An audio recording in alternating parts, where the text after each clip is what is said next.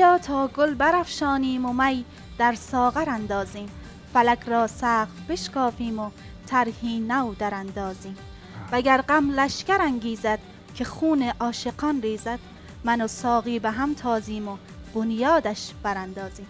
سلام عرض میکنم خدمت شما بیننده های عزیز و گرامی. بسیار خوش هستیم که همراه شما هستیم و سال نو را برای شما تبریک میگیم. مهمان داریم، خواننده، نوازنده بسیار زیبا. میریم همراهشان گپ و گفت داشته باشیم، خودشان رو معرفی کنن. بسیار خوش آمدین شما. قربان شما، سلامت باشین. قربان شما، سلام عرض میکنم خدمت بینندگان عزیز. انشالله که جور و صحت و سلامت باشین. دیگه بنده بسی پروانی هستم در خدمت شما عزیزان. ستاره جان سلامت باشین. بسیار خیلی خوش آمدین به برنامه خودتان. سلامت باشین. سلامت باشین. میشه خودتان بگین از کدام ولایت هستین؟ من از ولایت پروان هستم، از شمال کابل، از ولایت پروان. بله. سال نو رو به شما خودتان تبریک میگم. انشالله که سال خوبی داشته باشین. قربان شما، سلامت باشی. برای شما من همچنان از تمام بینندگان عزیزم تبریک میگم. انشالله که همیشه سال خوب و خوش داشته باشن. زنده باشین. خودتان بگین در پروان چه رسم و رسوماتی داریم در عید نوروز؟ به عید نوروز دیگه همین رسم و رسوماتیه که مثلا دیگه میوه میگن، دیگه خیس میکنن. همین میوه اینجا سفریت افسین میگن در ایران، مثلا همونجا هم همینن. مثلا جمع میکنن، اول سال میشه دیقانا میان مثلا جمع میشن به کشاورزی و اینا که اول سال میباشه، مثلا جمع میشن یه جشن میگیرن، بعد دیگه میرن همینجوری کلا به کار و بار زندگیشون. بسیار عالی. شما خودتان در عید چی کارا میکنین؟ در عید دیگه می جشناست دیگه کلا دیگه. ولایت پروان هم که یک جای به نام گلغندی داریم که خیلی زیباه کل جای افغانستان دیگه. بعد همونجا هنرمندا جمع میشه، یکم جشنای میله میگیرن، مثلا خوشیا دوستا جمع میشه، خانواده مثل 13 بدل ایران مثلا که همه جمع میشه، اونجا هم همینه. یه روز مثلا جمع میشن، اونا کلا خوشیاست دیگه، موسیقی و همین همراه فامیل دیگه، فامیل خانه اون برو این برای همینا.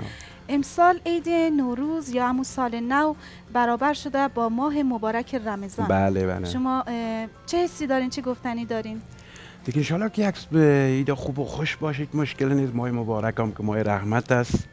انشالله که رمضان هم میاد دیگه، روزه میگیره مردم، چیزی که خدا درست است. یکم سخت شده برای ما ماه رمضان هم با عید یک جا شده. بله. یکم برای ما رفت آمد مهمانی بله های خورده. انشالله که از طرف شب برن، روزانه میشه. بعد ما بسیار شب هم نمیمانیم. بله چون دیگه قاطیه یه خورده دیگه امسال اومده. خودتان عاشق شدین؟ عاشق که هیچ انسانی نیست که نشه. بله. میشه برای ما توضیح بدین چرا هم عاشق شدین؟ در چند سالگی شدین؟ ما عاشق شدیم، عاشق هنرم هستم، عاشق موسیقی. میدونی عاشقی به معنایی است که عاشق خدا هستیم، عاشق همه هستیم، عاشق دوستش هستیم، ولی در کل من عاشق هنرم هستم خیلی زیاد. منظور من عشق یک چیز دیگه بود از عشق. بله. بگذاریم از این.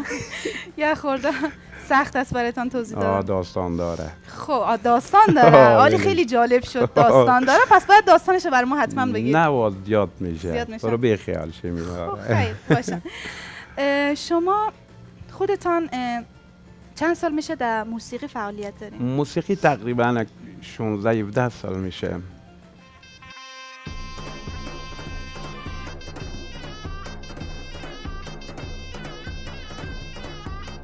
آقای پروانی عزیز، جانم. شما برای بیننده های ما سال نو را یا همون ماه مبارک رمضان که حالی با هم یک جا شدن برای بیننده های ما تبریک بگین. خب انشالله که یک سال نو خوب و خوش داشته باشن. رمضان هم که داره میاد، ماه مبارک رمضان برای تک تکشون تبریک میگم. انشالله که جور و صحت و سلامت باشن، با هم عید و رمضان با هم خوش باشن و خوش بگذره بر همه. انشالله که همگی ما هموطنای ما هر جا که هستن، هر گوشه دنیا که هستن همیشه سلامت و جور باشن و خوش باشن. یک سوال دیگه ای که شما آخرین باری که دروغ گفتین کی بوده؟ دروغ زیاد میگه آدم. خب آدم نالکی چی بگه دروغ نه بگه. آخرین بار خب آدمی که هر موقع میشه دروغ گفت، میتونه دروغ بگه.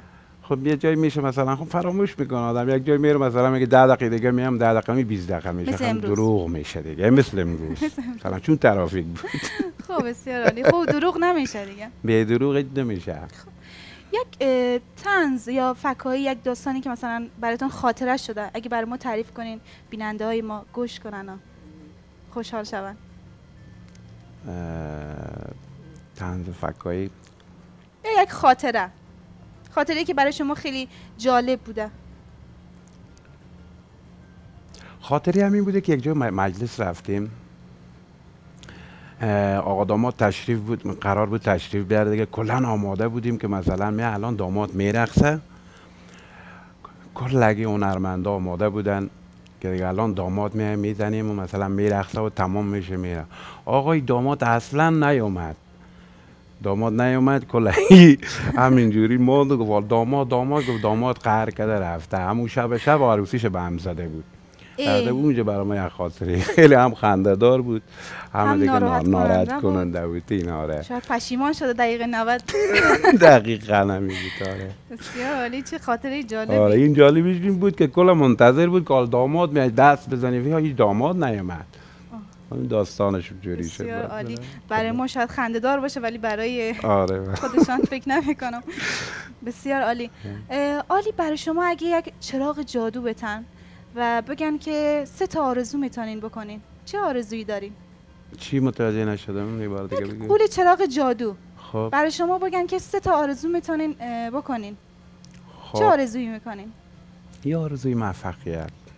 نه دیگه 3 تا آرزو میتونین بکنین. فکر کنین حالا باید جواب بدین.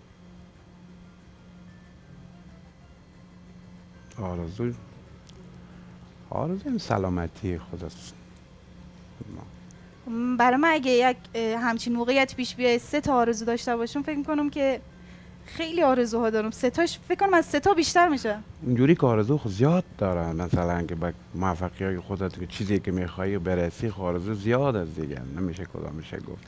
شما در اون جایی که دوست داشتین رسیدین؟ خدا رو شکر بله. راضی هستین؟ بله. بسیار عالی. بله. خب آقای پروانی عزیز، مرسی از اینکه به این برنامه خودتون تشریف آوردین و ما را خوشحال ساختین. قربان شما. و بسیار خوش هستیم که کنار شما بودیم. سلامت باش. ما همچنان. قربانتون. عالی، اگه کدام گفتنی دارین برای بیننده های ما فرصت دارین که بگوین. قربان شما، دیگه گفتنی ندارم، فقط آرزویی دارم که بینندگان از این هر جا که هستن جور و صحت و سلامت در کنار فامیل محترمشون همیشه موفق باشن، سلامت باشن. خب بسیار خوش آمدین دیگه. قربان شما. خب بیننده های عزیز، بسیار خوش هستیم که آقای پروانی رو داریم همراهمان و عید همراه ما سپری کردن. قربان شما، سلامت باشید. تا برنامه بعد شما رو به خداوند تعالی میسپاریم. خدا یار و نگهدارتان باشه.